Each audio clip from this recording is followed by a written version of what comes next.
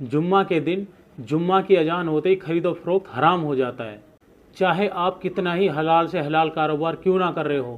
जैसे ही जुम्मे की अजान हो जाती है और उसके बाद आप कुछ भी बेचेंगे या फिर खरीदेंगे तो वो बिल्कुल हराम है जब तक कि जुम्मे की नमाज अदा ना हो जाए। You are not allowed to sell और buy anything during this time. जब तक कि ये टाइम पूरा नहीं हो जाता, जुम्मा की अजान से लेकर जुम्मा की नमाज तक, आपको कुछ भी बेचने या फिर खरीदने की इजाज़त नहीं है। अगर आप जुम्मे की अजान और जुम्मे की नमाज के बीच के टाइम में कुछ भी खरीद या फरोख्त करेंगे, कुछ भी सामान बेचेंगे या खरीदेंगे तो वो बिल्कुल हराम होगा। और मैंने देखा है जुम्मा की अजान लगने के बाद भी पूरा बाजार ऐसे ही सजा होता है जैसे कि आज जुम्मा है ही नहीं।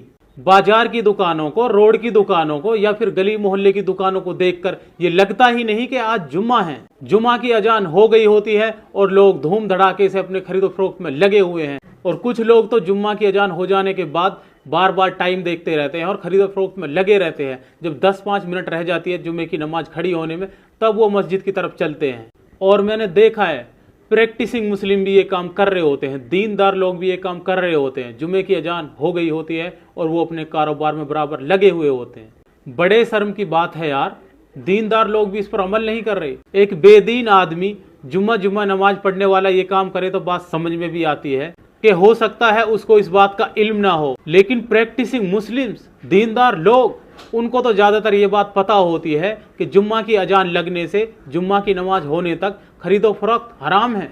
इस बात पर आप थोड़ा ध्यान दें। एक दुकानदार है, सुबह से उसके पास कोई ग्राहक नहीं आया। अब कोई ग्राहक आया है, लेकिन जैसे ही ग्राहक दुकान में आया है फौरन जुम्मे की अजान शुरू हो गई।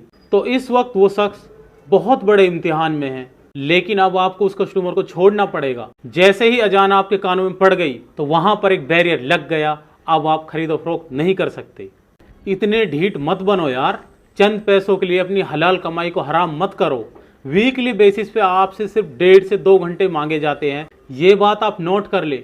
जुम्मे की अजान हो जाने के बाद अगर आप अपनी दुकान खुली रखेंगे तो आप पर कस्टमर की भीड़ लग जाएगी, क्योंकि अल्लाह ताला ने आप पर पाबंदी आपको आजमाने के लिए लगाई है। जैसे पहले लोगों को अल्लाह ने आजमाया था, जिस दिन अल्लाह ने लोगों पर मछली हराम कर दी थी उस दिन मछलियाँ ज़्यादा आती थी। कुछ ऐसा ही इस केस में होता है। आपने नोट किया होगा, सुबह से हो सकता है आप पे 1-2 ग्राहक आए या ना आए, लेकिन जैसे ही जुम्मा की अजान लग जाती है आप पर थोड़ी देर में कस्टमर आएंगे।